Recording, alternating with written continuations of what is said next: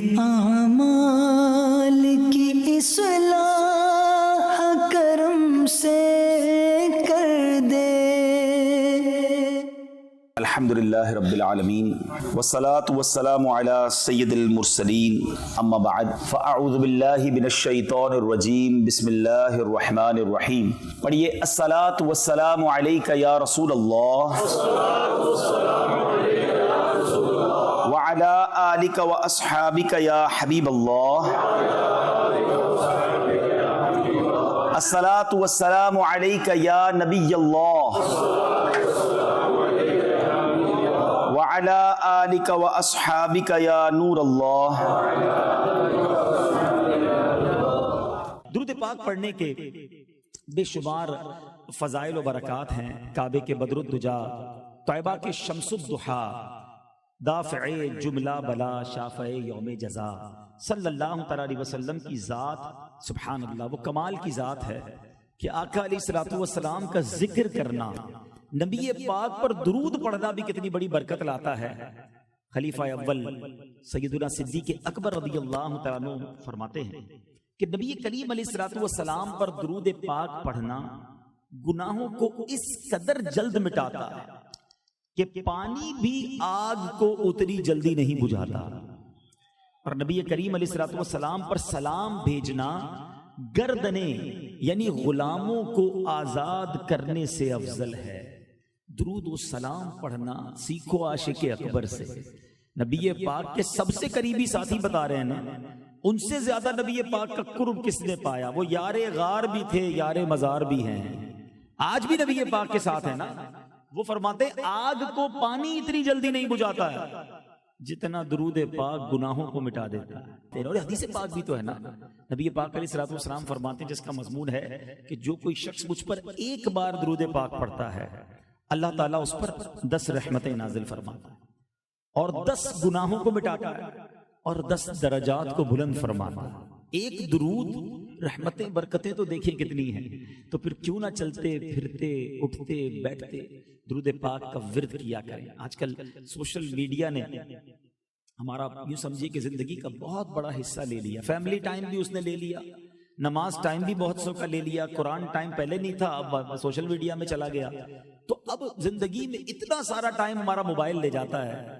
تھوڑا سا نکالیے اس سے ٹائم، درود ٹائم شامل کریں اپنی زندگی میں، نماز پڑھیں اور روزانہ درود پاک پڑھیں، پھر دیکھیں کتنی برکتیں حاصل ہوتی ہیں۔ اللہ مجھے بھی آپ کو بھی کثرت کے ساتھ درود پاک پڑھنے کی توفیق عطا فرمائے۔ محبت کے ساتھ بآواز بلند درود پاک پڑھ لیں۔ صلو علی الحبیب صلی اللہ تعالی علی محمد صلی اللہ علیہ وسلم۔ آج میں ایک ایسی ہستی کے بارے میں کچھ آپ کو بتاؤں گا۔ لوگ کہتے ہیں عادتیں اچھی ہونی چاہیے، اور واقعی نو ڈاؤٹ انسان اپنی عادتوں سے پہچانا جاتا ہے، اور آج کل تو بڑی بڑی کتابیں لکھی جا رہی ہیں کہ کامیاب لوگوں کی عادتیں، ٹاپ 10 ان کی ہیبٹس، اور لوگ اس پر باقاعدہ لیکچر سننے جاتے ہیں، ورک شاپس ہوتی ہیں کہ وہ کامیاب ہو گئے ان عادتوں کو اپنا کر۔ اگر ہم بھی یہ عادتیں اپنائیں گے تو ہم بھی کامیاب ہو جائیں گے۔ تو آج میرا جو ٹاپک ہے وہ انسان میں کون سی عادتیں ہیں جو ہونی چاہیے، اور پھر کس کو فالو کر کے ہم یہ سیکھ سکتے ہیں۔ سبحان اللہ۔ نبی پاک علیہ الصلوۃ والسلام کی ایک بڑی خوبصورت حدیث پاک ہے۔ آقا علیہ الصلوۃ والسلام فرماتے ہیں اچھی عادتیں 360 ہیں۔ There is a 360 habits۔ نبی پاک فرماتے ہیں کہ 360 اچھی عادتیں ہیں۔ اللہ کریم جب کسی سے بھلائی کا ارادہ کرتا ہے تو اس کی ذات میں ایک اچھی عادت پیدا فرما دیتا ہے، یعنی ایک اچھی عادت بھی کسی کی ذات میں آ جائے نا، یہ اللہ کی مہربانی ہے، اللہ نے بھلائی کا ارادہ کیا ہے اور اسی کے سبب اسے جنت میں بھی داخل فرما دیتا ہے۔ This is the importance of good habit۔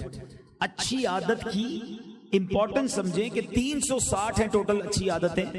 اللہ جس سے بھلائی کا ارادہ فرماتا ہے اس میں ایک اچھی عادت عطا فرماتا ہے اور اسی کے سبب اسے جنت میں بھی داخل کر دیتا ہے۔ اب سبحان اللہ، کوسچن دیکھیں۔ صدیق اکبر رضی اللہ تعالیٰ عنہ پیارے آقا کے ساتھ ہیں، عرض کرتے ہیں حضور کیا میرے اندر میں اس میں سے کوئی عادت موجود ہے؟ جو 360 عادتیں آپ کہہ رہے ہیں، کوئی ایک عادت حضور میرے اندر بھی موجود ہے؟ اللہ اکبر۔ اب ذرا آنسر سنیے گا۔ سرور کائنات علیہ الصلوۃ والسلام فرماتے ہیں اے ابو بکر تمہارے اندر یہ ساری عادتیں موجود ہیں۔ یہ ہے مرتبہ سیدنا صدیق اکبر رضی اللہ تعالیٰ عنہ کا. کیوں یہ 360 عادتیں ساری کیسے آ گئی؟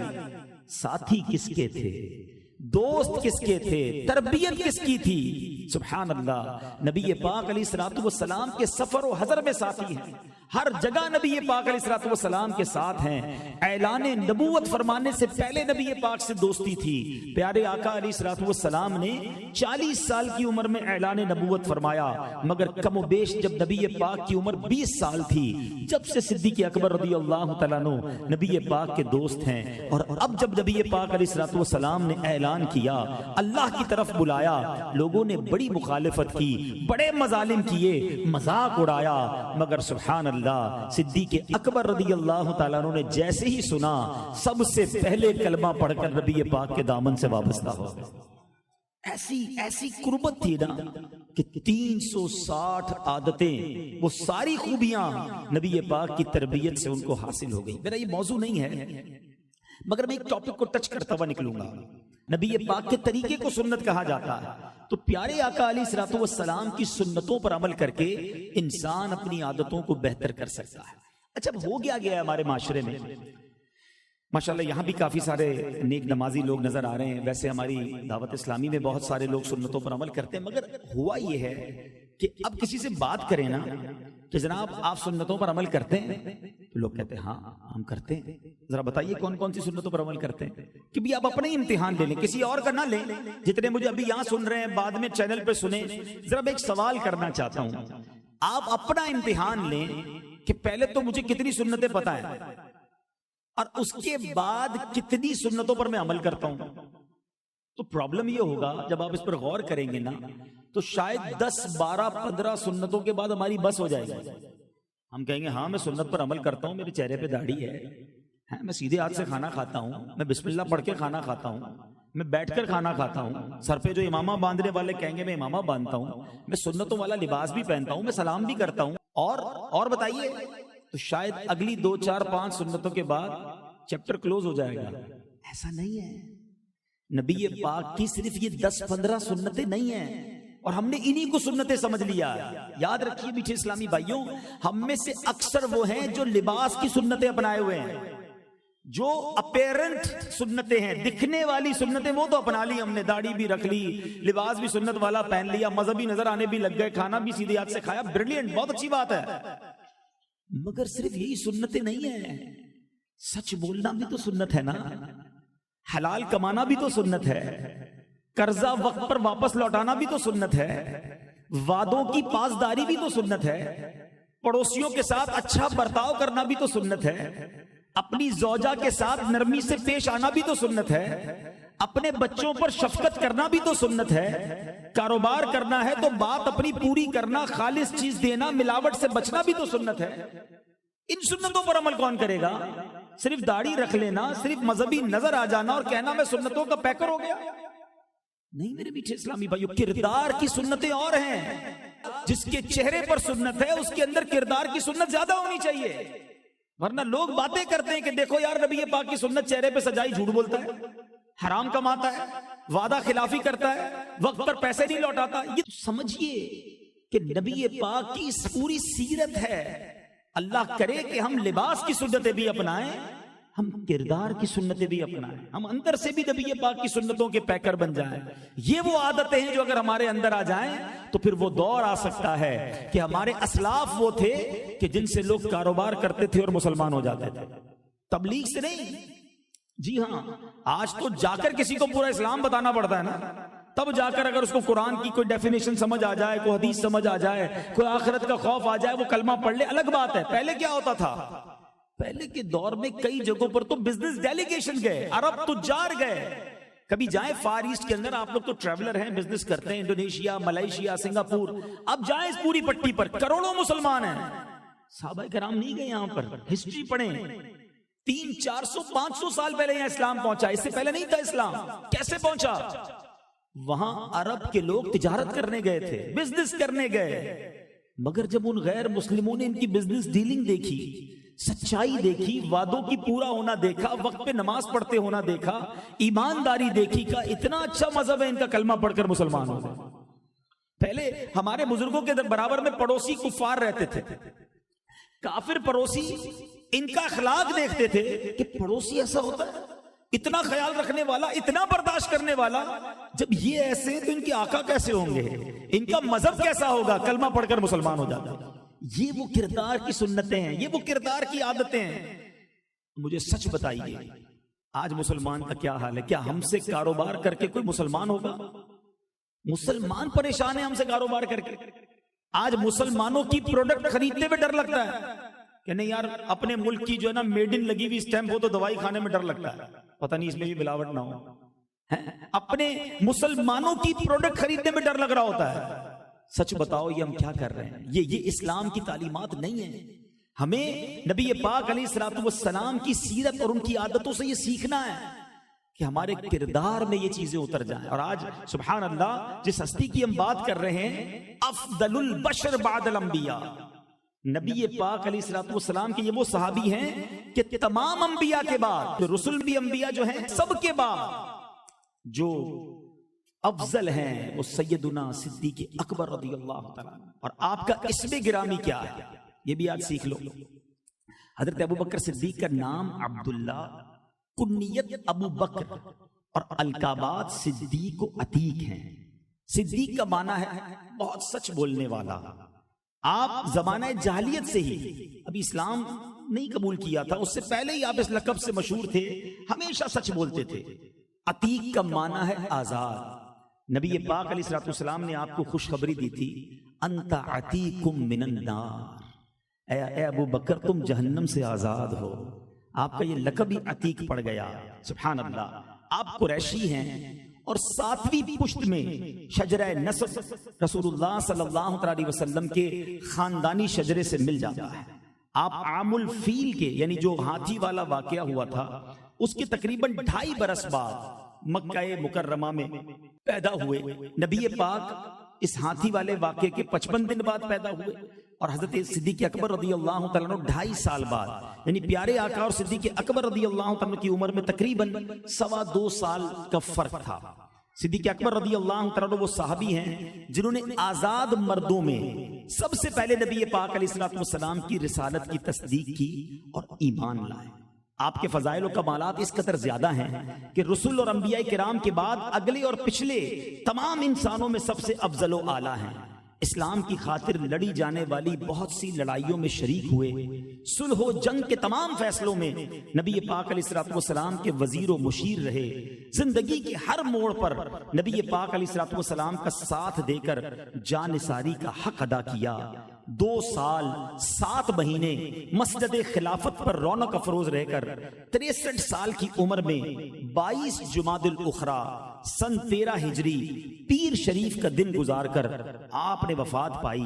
سیدنا عمر فاروق امیر المومنین رضی اللہ تعالیٰ عنہ نے آپ کی نماز جنازہ پڑھائی، اور روضہ منورہ میں حضور اقدس علیہ الصلوۃ والسلام کے پہلو میں آج بھی آپ کی آرام گاہ موجود ہے۔ سبحان اللہ، وہ شاعر لکھتے ہیں نا، محبتوں کا صلہ ایسے کون دیتا ہے، محبتوں کا صلہ ایسے کون دیتا ہے، سنہری جالیوں میں یار غار آپ سے ہیں۔ نبی پاک کے ساتھ آج بھی موجود ہیں۔ رہتی دنیا میں جب بھی لوگ نبی پاک کو سلام عرض کرنے جاتے ہیں، صدیق اکبر رضی اللہ تعالیٰ عنہ کو بھی، عمر فاروق رضی اللہ تعالیٰ عنہ کو بھی سلام پیش کرتے ہیں۔ کیا شاندار زندگی گزاری!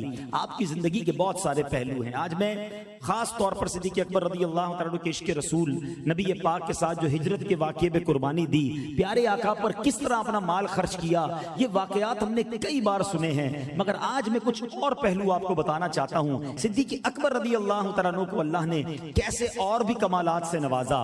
فراست ایسی تھی۔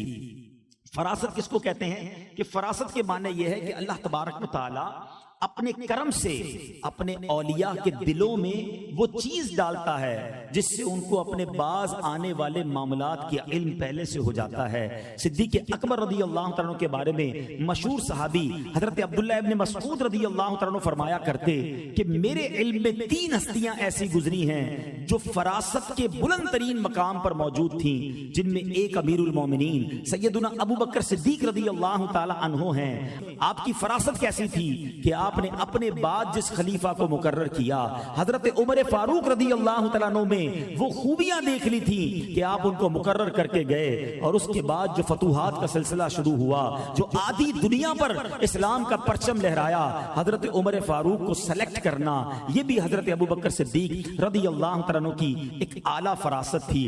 آپ کے اندر آپ کا جو اخلاق تھا، جو آج میرا مین ٹاپک ہے، ایک آپ کی فیملی میں ایک واقعہ ہوا، آپ اپنے ایک رشتہ دار کی ہیلپ کرتے تھے، مدد کرتے تھے، سپورٹ کرتے تھے، اور وہ جو صحابی تھے وہ آپ ان کا خرچ اٹھاتے تھے، ان سے ان کو سخت دکھ پہنچا، کسی معاملے پر بڑا دکھ پہنچا صدیق اکبر رضی اللہ تعالیٰ عنہ کو۔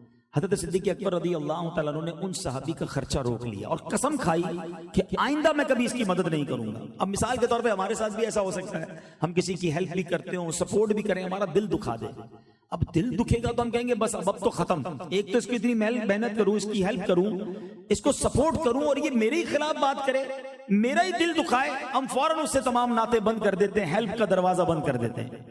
صدیق اکبر رضی اللہ تعالیٰ عنہ نے بھی، صحابی کا نام تھا حضرت مصطح رضی اللہ تعالیٰ عنہ، آپ نے ان سے مدد نہ کرنے کی قسم کھا لی کہ اب میں مدد نہیں کروں گا۔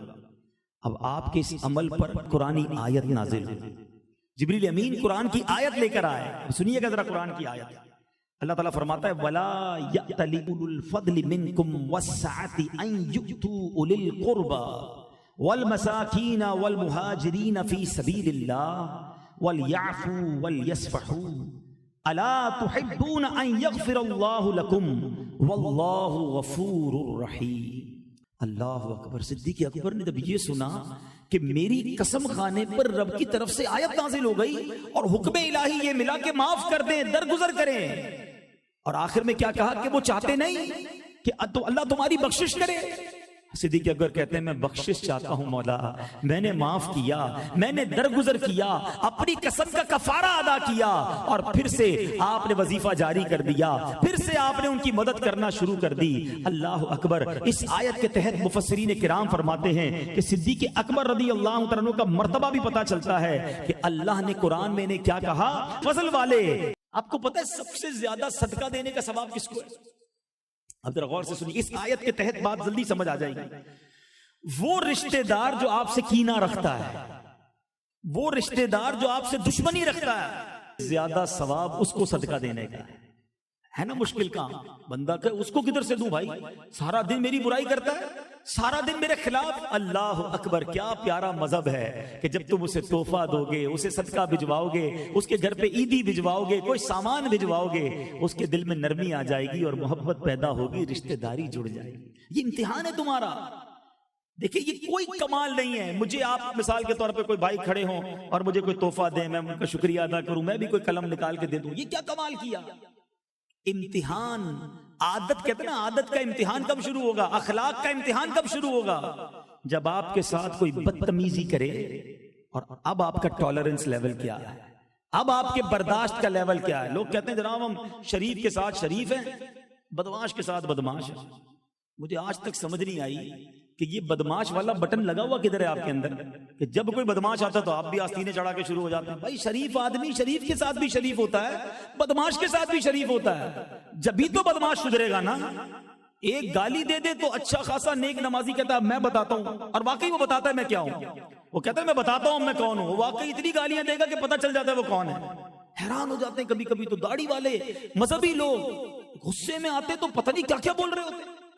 نہیں جناب، نبی پاک علیہ الصلوۃ والسلام کی عادت کریمہ سے سیکھیں۔ نبی پاک کی پچھلی کتابوں میں بھی یہ شان لکھی تھی کہ پیارے آقا کے ساتھ جتنا مس بہیو ہوگا، نبی پاک علیہ الصلوۃ والسلام کا ٹالرنس لیول، حلم اور بردباری اتنا ہی بڑھتا چلا جائے گا، آپ کی نرمی اتنی ہی بڑھتی چلی جائے گی۔ شعر تو سنتے ہیں کہ سلام اس پر کہ جس نے گالیاں سن کر دعائیں دیں، سلام اس پر کہ جس نے خون کے پیاسوں کو کبائیں دیں۔ ہماری گاڑی کو کوئی ٹچ کر دے غلطی سے، ہم اس کو معاف نہیں کرتے، او ہو پھر تو وہ روڈ پہ جھگڑا ہوگا، ارے غلطی سے ہو گیا بھائی، لیکن نہیں، تیار، ہر بندہ لڑنے کے لیے تیار ہے، ریڈی ٹو فائٹ۔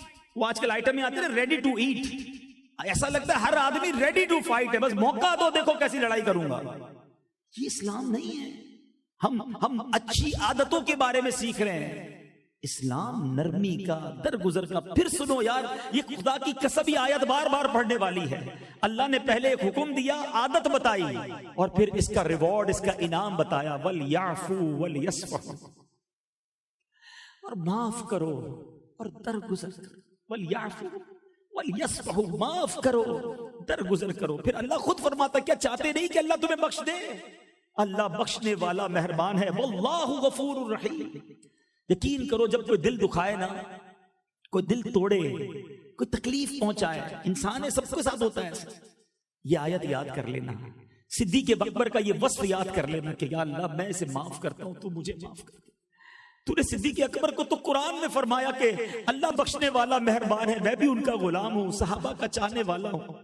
اللہ میں چھوٹی سی کوشش کر رہا ہوں، میں اپنے ملازم کو معاف کر رہا ہوں، میں اپنی بیوی کو معاف کر دیتا ہوں. بیوی سے بھی بعض اوقات تکلیف ہوتی ہے. اگر بہنیں مجھے سن رہی ہیں، آپ اپنے شوہر کو معاف کر دیں. بہت پہنچاتے ہیں شوہر تکلیف، پتہ ہے ہمارے پاس تو خط آتے ہیں، گالیاں دیتے ہیں، مارتے ہیں، پتہ نہیں کیسے لوگ ہیں، اپنی بیوی پر ہاتھ اٹھاتے ہیں، بری بری باتیں کرتے ہیں، نشہ کر کے گھر آتے ہیں. نہ کرو ایسا. بیوی ہے تو اس کا مطلب یہ نہیں کہ اس کے بعد دل نہیں، اس کو جو بولنا ہے، جیسے بولنا ہے، جیسے سنانا سنا کے چلے جاتے ہیں، وہ روتی رہتی ہے. مگر اللہ کی بارگاہ میں اس کا بھی جواب دینا ہوگا. باپ اگر ہے تو بیٹے کو معاف کر دے، بیٹے کو اگر باپ سے تکلیف ہے معاف کر دو. ارے تھوڑی سی زندگی ہے، دل میں رکھ کے نہ گزارو. دشمنیاں پال کے زندگی گزارو گے، یہ زندگی تکلیف دہ ہو جائے گی. ٹینشن میں رہو گے، لوگوں کو شوگر ہو گئی، بلڈ پریشر، فرسٹریشن، اتنی بیماریاں ہیں. اس کے پیچھے دیکھو تو کسی سے دشمنی پالی ہے، کسی کا حسد پالا ہے، کسی کی باتیں سوچتے رہتے ہیں، کسی کے لیے نیگیٹو سوچتے رہتے ہیں. فیملی کے اندر جناب عجیب گھوٹالے بنے ہوئے ہیں، ساس بہو سے پریشان، بہو ساس کے بارے میں سوچتی رہتی ہے. سب ایک دوسرے کو معاف کر دو، اللہ بخشنے والا ہے. اگر آج تم کسی بندے کو، کسی بندی کو معاف کر دو گے، وہ کریم تمہارے گناہ معاف فرما دے گا، وہ ہماری بخشش کر دے. اس سے بڑھ کر ہمیں کیا چاہیے؟ لوگ کہتے نہیں میں معاف نہیں کروں گا. میں اب بتاؤں گا کون ہوں، اب تو بدلہ لے کر بتاؤں گا، اب پتا چلے گا اس کو میں کون ہوں. ہاں اب تو نوکری سے نکالوں گا، اس کو تباہ و برباد کر کے رہوں گا. میری برائی کی ہے، اب میں زمانے کو بتاؤں گا یہ کون ہے. اب اس کے خلاف تو اخبار میں آئے گا، اس کے خلاف میسج چلیں گے. ایک حدیث پاک سن لو، جو یہ بدلہ لینے والے ہیں نا، جو یہ دل میں پال کر چلنے والے ہیں، میرے آقا علیہ الصلوۃ والسلام فرماتے ہیں جو رحم نہیں کرتا وہ رحم نہیں کیا جائے گا. لوگ کہتے ہیں نہیں میں کیوں رحم کروں، ملازم ایک غلطی کر دے اس کو گالیاں دیتے ہیں، نوکری سے نکال دیتے ہیں، وہ غریب بیچارہ. بعض اوقات کئی ملازم ایسے ہیں جو روز گھر جا کے روتے ہوں گے کہ میں روز سیٹ کی گالیاں سنتا ہوں، لیکن اس لیے بیچارہ نہیں جاتا کہ پتہ ہے نوکری پھر نہیں ملے گی. مگر دل تو وہ رکھتا ہے نا، کہیں تو اس کی فریاد سنی جائے گی. تم سمجھتے ہو تم سیٹ ہو، جو کہنا ہے کہہ دو گے. وہ ملازم ہے، گھر میں جو ماسیاں ہیں، بہنیں میری سوچے جو ماسیوں کو برا بھلا کہتی ہیں، وہ غریب نہیں جاتی چھوڑ کر، لیکن دل وہ بھی رکھتی ہے. جہاں تمہاری بیوی کا تم پر حق ہے، بچوں کا حق ہے، پڑوسیوں کا حق ہے، ملازمین کا بھی حق ہے. نہ توڑو دل، ورنہ اگر آج تم نے معاف نہ کیا اور اگر مجھے اور آپ کو پکڑ لیا گیا تو ہم کدھر جائیں گے. ایک صحابی رسول کے بارے میں آتا ہے، آپ کا ایک غلام تھا، اس نے کوئی مسٹیک کر دی، آپ نے چابک اٹھایا مارنے کے لیے، ہاتھ اٹھایا، پیچھے سے آواز آئی جتنا تم اس بندے پر قدرت رکھتے ہو کوئی ہے جو تم پر اس سے زیادہ قدرت رکھتا ہے. صحابی رسول نے جب مڑ کر دیکھا نا تو پیچھے نبی پاک علیہ الصلوۃ والسلام تھے. کہ یا رسول اللہ، میں اللہ کی رضا کے لیے اپنے اس غلام کو آزاد کرتا ہوں. آزاد کر دیا. پیارے آقا علیہ الصلوۃ والسلام نے کچھ اس طرح فرمایا کہ اگر تم یہ نہ کرتے تو تم کو آگ چھوتی. غور کیجیے، اگر آج میں کسی پہ کنٹرول رکھتا ہوں تو رب مجھ پر اس سے زیادہ کنٹرول رکھتا ہے. ایسا نہ ہو کہ مجھے پکڑ لیا جائے. رحم کیجیے، معاف کیجیے، درگزر کیجیے. دل میں نہ رکھو لوگوں کے لیے چھوٹی چھوٹی باتیں پال کر. آج ہماری فیملی میں کتنی نفرتیں ہو گئی ہیں، بھائی بھائی میں، بہن بہن میں. میں ایک اور پیغام دینا چاہتا ہوں، اگر آپ میں سے کوئی ایسا بھائی بہن میری بیٹھی ایسی جو مجھے چینل پہ سن رہے ہیں، جو ویڈیو پہ سن رہے ہیں، اور آپ کو پتا ہے کہ یار فلاں رشتہ دار، فلاں پڑوسی، فلاں دوست سے دوری ہو گئی ہے.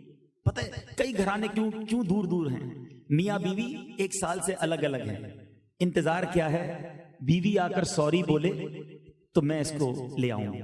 بیوی بولتی نہیں، وہ آ کے پہلے معافی مانگے تو میں چلی جاؤں گی. ایک سوری ہے اور دونوں دور بیٹھے ہیں، کوئی آگے بڑھ کر معافی مانگنے کے لیے تیار نہیں ہے. دونوں کو ایک دوسرے کی یاد بھی آ رہی ہے، مگر یہ ایگو، یہ انا خاندان نہیں ملنے دے رہی. بچپن کے دوست تھے، کسی بات پہ لڑائی ہو گئی، ایک دوست کہتا ہے جب یہ معافی مانگے گا میں چلا جاؤں گا، دوستی کر لوں گا. نہیں، وہ کہتا ہے نہیں، یہ معافی مانگے پھر دوستی ہو جائے گی. کئی سال ہو گئے منہ نہیں دیکھا ایک دوسرے کا، یاد بھی آتی ہے مگر وہ ایگو، وہ انا رو کے بیٹھی ہے. معاف کر دو. آپ آگے بڑھ کے معافی مانگ لو نا. ہماری میمنی میں کہتے ہیں نا، جو نمیوں وہ اللہ کے گمیوں. آپ آگے جا کے آپ معافی مانگ لو کہ بھائی میری غلطی تھی، معاف کر. ہو سکتا ہے آپ کے دل میں خیال ہے میری غلطی نہیں تھی، میں کیوں معافی مانگوں. یہی تو وجہ ہے روکے ہوئے. آگے بڑھ لو، معافی مانگ لو. اللہ کو پسند آتا ہے جو دوستی کرتا ہے، جو معاف کرتا ہے، جو درگزر کرتا ہے. معاف کرو، درگزر کرو. اللہ غفور رحیم، اللہ بخشنے والا مہربان ہے. اللہ کرے کہ یہ عادت صدیق اکبر رضی اللہ تعالیٰ سے میں سیکھوں کہ آپ کو دکھ پہنچاتا جاننے والے تھے، آپ نے قسم اٹھا لی کہ مدد نہیں کروں گا، مگر جب آیت قرآنی سنی، اللہ کا حکم سنا، معاف بھی کیا، وظیفہ بھی جاری کر دیا. اللہ ایسا بڑا دل ہمیں عطا فرمائے. ہمیں اپنے پڑوسیوں کا، اپنے رشتہ داروں کا، اپنے عزیز و اقارب کا خیال رکھنے کی توفیق عطا فرمائے. عادتیں بہت ساری ہیں لیکن ظاہر ہے کہ وقت بھی مختصر ہوتا ہے. ایک آخری بات، اور وہ بھی آج کے حساب سے بڑی ریلیونٹ ہے. صدیق اکبر رضی اللہ تعالیٰ عنہ کا ایک خادم تھا. آپ کے پاس وہ کھانا لے کر آیا، ایک بار دودھ لے کر آیا. آپ نے وہ جب دودھ پی لیا تو غلام نے عرض کی کہ حضور میں پہلے بھی جب کوئی چیز پیش کرتا تھا تو آپ اس کے بارے میں ہمیشہ پوچھتے تھے کہ کہاں سے لایا ہو. اس دودھ کے بارے میں آپ نے مجھ سے پوچھا نہیں میں کدھر سے لایا ہوں. صدیق اکبر رضی اللہ تعالیٰ نے پوچھا اچھا بتاؤ پھر دودھ کدھر سے لایا ہو. کہا حضور بات یہ ہے کہ زمانہ جاہلیت میں جب میں بھی ایمان نہیں لایا تھا، میں نے ایک بیمار پر منتر پھونکا تھا، آج اس کے معاوضے میں مجھے یہ دودھ ملا. اب صدیق اکبر رضی اللہ تعالیٰ جب یہ سنا نا، آپ پریشان ہو گئے، بے قرار ہو گئے. آپ نے اپنے حلق میں انگلیاں ڈالی اور دودھ کو اگل دیا، اور اس کے بعد اللہ کی بارگاہ میں نہایت عاجزی کے ساتھ عرض کی، یا اللہ جس پر میں قادر تھا وہ میں نے کر دیا، اس دودھ کا تھوڑا حصہ جو میری رگوں میں رہ گیا ہے میرے مالک کو تو معاف کر دے. اے صحابہ کے چاہنے والوں، اے صدیق اکبر رضی اللہ تعالیٰ سے محبت کرنے والوں، یہ تھی شان صدیق اکبر. غلطی سے پتہ نہیں تھا، ڈیلیبریٹلی چلا گیا تو کیا کیفیت کی، سب نکال دیا، بے قرار ہو گئے، گر گرانے لگے، معافی مانگنے لگے. مگر آج ہماری روزی کا کیا حال ہے. یاد رکھو میرے بیٹے اسلامی بھائی، حرام سے دور ہونا بڑا ضروری ہے. آج بندہ کہتا ہے پیسے آنے چاہیے، کاروبار چلنا چاہیے، بینک بیلنس بڑھنا چاہیے، چاہے حلال سے آئے چاہے حرام سے آئے. نہیں میرے بیٹے اسلامی بھائی، ہم پھر کہتے ہیں ہماری عبادت میں ہمیں رونق نہیں ملتی، روحانیت نہیں ملتی، دعائیں قبول نہیں ہوتی، پریشانیاں دور نہیں ہوتی. حرام کماؤ گے، حرام کھاؤ گے تو کدھر سے برکتیں ملیں گی. حضرت موسیٰ علیہ السلام کے بارے میں آتا ہے، آپ نے ایک شخص کو دیکھا، وہ ہاتھ اٹھا کر رو رو کر اللہ کی بارگاہ میں فریاد کر رہا تھا. حضرت موسیٰ نے عرض کی مولا اس کی دعا قبول کیوں نہیں فرماتا. اللہ نے فرمایا موسیٰ یہ اتنا روئے کہ روتے روتے مر جائے، اتنے ہاتھ اٹھائے کہ اس کے ہاتھ آسمان کو چھو لیں، میں نے اس کی دعا قبول نہیں کرنی.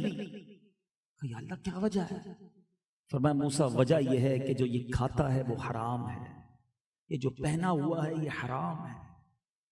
اگر کھانا حرام ہے، لباس حرام ہے، کمائی حرام ہے تو پھر دعائیں قبول نہیں ہونی، پھر عبادتیں قبول نہیں ہونی. جس کے پیٹ میں حرام کا ایک لقمہ جاتا ہے فرشتے اس پر لعنت کرتے ہیں.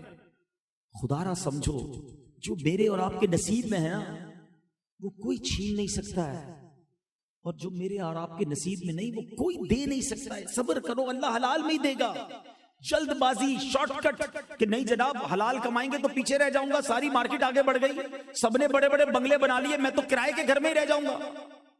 ذرا سوچو، اس ریس میں لگے رہے اور حرام کما لیا تو بربادی مقدر ہے.